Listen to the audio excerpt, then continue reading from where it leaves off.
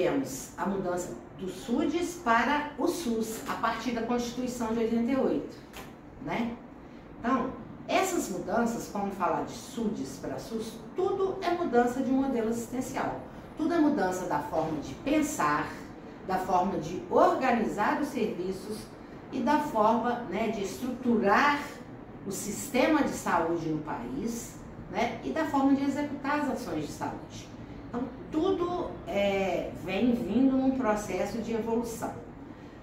Nós, nesse momento, então, a gente já tinha acontecido, quando nós chamamos a Conferência de Saúde, a municipalização da saúde. Então, quer dizer, saiu do nível federal, foi para o estadual e terminou no municipal. Então, os municípios iam se credenciando para poder passar a tomar conta da saúde.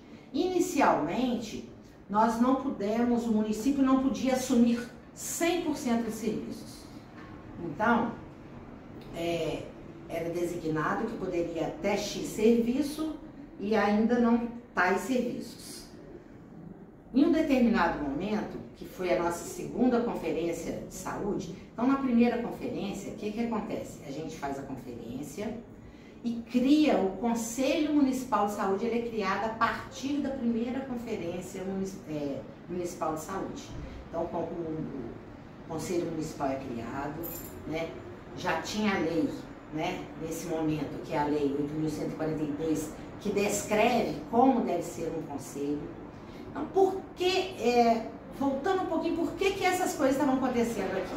Porque, na verdade, quando o SUS acontece, né, e ele passa a existir, né, o que ele propõe é uma reestruturação de uma forma tão ampla, né, no modo de pensar, no modo de estruturar a saúde e no modo de realizar as ações de saúde, que uma das coisas que são muito importantes nesse processo do SUS é que ele tem um princípio, né, que é um princípio de regionalização e de descentralização da saúde, né?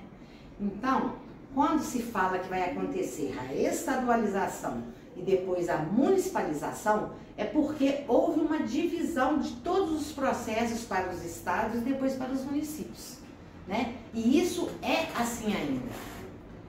Quando eu falo de SUS, e aí eu quero fazer uma pequena pausa no histórico, na fala, para falar com vocês. O SUS, toda vez que eu leio alguma coisa, ou que eu falo alguma coisa, como estou fazendo aqui com vocês agora, me vem, né, o sentimento de o SUS é uma das coisas mais impressionantes que eu possa ter conhecido ou imaginado na vida, né? Ele é uma estrutura tão complexa e tão fantástica, né, que deixa a gente meio boquiaberto se você realmente se abre para entender tudo o que o SUS traz pra gente, né? Então, isso eu estou fazendo esse parênteses para que vocês prestem atenção nisso. O SUS é a maior política, né, social do mundo. E não tem nenhuma política como o SUS, né, que coloca serviços para toda uma população. Então, a maior política de inclusão social que existe é o SUS. Então, a gente tem que começar, como eu falei, que nós somos os atores principais nesse processo, nós temos que quase que nos tornarmos militantes do SUS. E primeiro acreditar nele, que é o primeiro passo para a gente trabalhar bem, é acreditar no SUS, porque o SUS é essa grandeza e mais do que eu estou dizendo aqui. Então, voltando ao histórico, toda esse processo que vem de regionalização, de descentralização, então quer dizer, começa a se descentralizar não só serviços, mas poder. Politicamente começa a descentralizar poder. Então, vem para os estados e vem para os municípios. E isso começa a mudar por quê? Porque o poder começa, quando chega no município, ele começa a ficar aqui perto de mim, que sou usuário, perto de você, que é o profissional de saúde. Então isso muda totalmente a lógica, né, do pensar e do agir. Então, nós fundamos o conselho, né? A formação do Conselho Municipal de Juiz de Fora foi um processo fantástico. Porque o que nós fizemos? Nós primeiro fizemos conselhos, nós utilizamos a mesma tecnologia que o SUS nos ensina, né? Que foi a gente partimos do nível local, formamos conselhos locais de saúde ligados a todas as unidades de saúde. A partir dos conselhos locais foram formados conselhos regionais, que eram, porque dentro dessa regionalização, Juiz de Fora, assim como o país, está dividido em regiões, que a gente chama de regiões sanitárias, são regiões de saúde. Então o Brasil está dividido em regiões de saúde, os estados estão divididos em regiões de saúde e os municípios estão divididos em regiões de saúde. Então, os conselhos regionais eram representantes de regiões, de cada região municipal.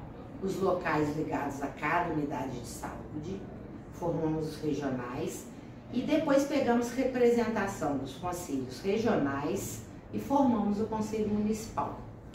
Isso para que tivesse a representação da população, porque todo conselho de saúde, seja nacional, estadual, municipal ou locais, eles têm a mesma conformação.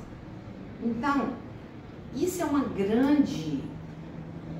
coisa impressionante no SUS, porque tudo se repete igual, seja aqui em Juiz de Fora, seja em Manaus, seja qualquer cidade que você imaginar dentro do país, as coisas acontecem da mesma forma, porque existe regras do SUS que regionalizaram e descentralizaram. Quando a gente pensa na grandeza que é isso, que o que eu faço aqui é o mesmo que se faz lá no alto do Amazonas, né?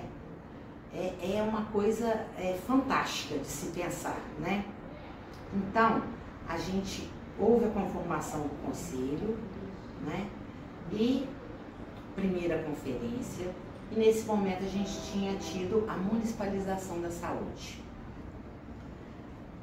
Passado mais algum tempo, então, nesse processo foi se mudando as características também, obviamente, dos serviços. Porque, como eu falei, teve um determinado momento na história que foi incluído o princípio, que ele hoje é um dos princípios fundamentais do SUS, né? Que a gente chama de princípios dogmáticos do SUS, que é a integralidade. Né? Então, nós temos princípios do SUS, que é a universalidade, temos a integralidade, temos a descentralização, são vários princípios. E o da integralidade ele é muito importante porque ele tem muitos aspectos.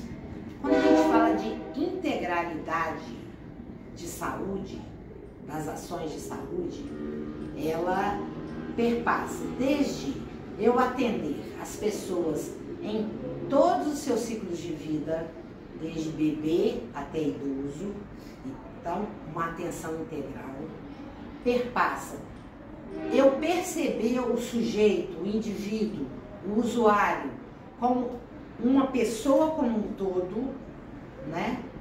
Ele não é só um hipertenso, não é mesmo?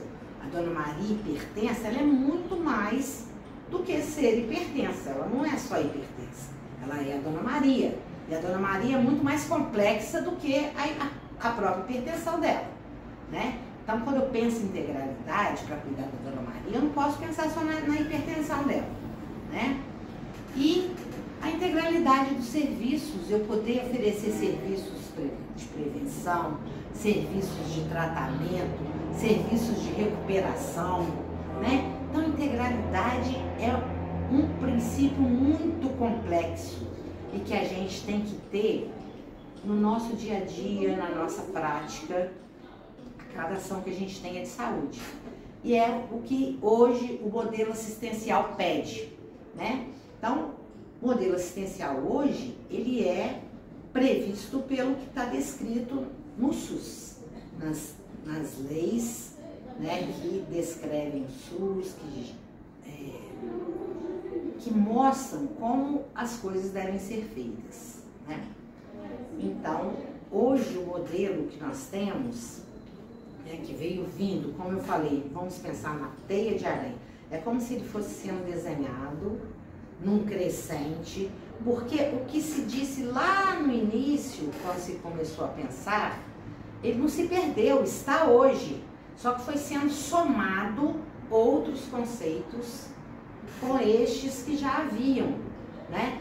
Ou seja, foi tornando mais complexo, mais rico, né? E mais resolutivo também o que a gente quer fazer e dar, oferecer de saúde, de ações de saúde para as pessoas, né?